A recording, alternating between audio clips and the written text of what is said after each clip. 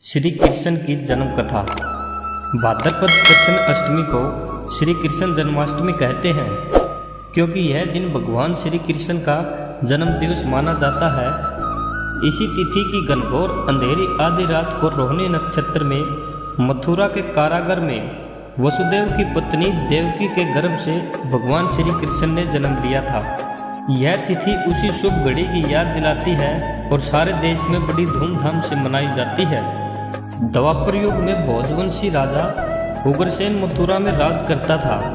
उसके आताई पुत्र कंस ने उसे गद्दी से उतार दिया और स्वयं मथुरा का राजा बन बैठा। कंस की एक बहन देवकी थी, जिसका विवाह वसुदेव नामक यदुवंशी सरदार से हुआ था। एक समय कंस अपनी बहन देवकी को उसकी ससुराल पहुंचाने जा रहा था। रास्ते में आकाशवाणी हुई, हे कंस, जिस देवकी को तू बड़े प्रेम से ले जा रहा है, उसी में तेरा काल बसता है।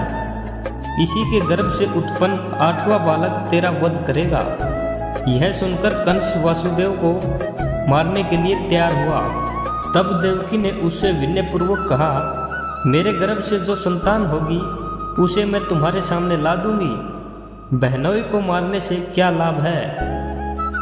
कंस ने देवकी की बात मान ली और मथुरा वापस चला आया। उसने वसुदेव और देवकी को कारागार में डाल दिया। वसुदेव देवकी के एक एक करके 7 बच्चे हुए और 7 को जन्म लेते ही कंस ने मार डाला। अब 8वां बच्चा होने वाला था। कारागार में उन पर कड़े पहरे बैठा दिए गए। उसी समय नंद की पत्नी यशोदा को भी बच्चा होने वाला था। उन्होंने वसुदेव देवकी के दुखी जीवन को देख 8वें बच्चे की रक्षा का उपाय रचा। जिस समय वसुदेव देवकी को पुत्र पैदा हुआ, उसी समय संयोग से यशोदा के गर्भ से एक कन्या का जन्म हुआ, जो और कुछ नहीं सिर्फ माया थी। जिस कोठरी में देवकी वसुदेव कैद थे, उसमें अचानक प्रकाश हुआ और उनके सामने शंख चक्र गदा पद धारण किए चतुर्भुज भगवान प्रकट हुए। दोनों भगवान के चरणों में गिर पड़े। तब भगवान ने उनसे कहा, अब मैं पुनः नवजात शिशु का रूप धारण कर लेता हूँ। तब मुझे इसी समय अपने मित्र नंद जी के घर वृंदावन में भेजाओ और उनके यहाँ जो कन्या जन्मी है उसे लाकर कंस के हवाले कर दो। इस समय वातावरण अनुकूल नहीं है, फिर भी तुम चिंता न करो।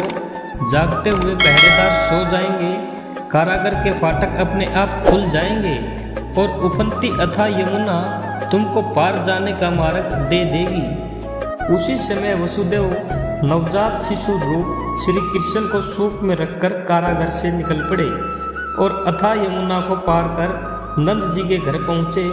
वहाँ उन्होंने नवजात शिशु को यशोदा के साथ सुला दिया और कन्या को लेकर मथुरा आ गए।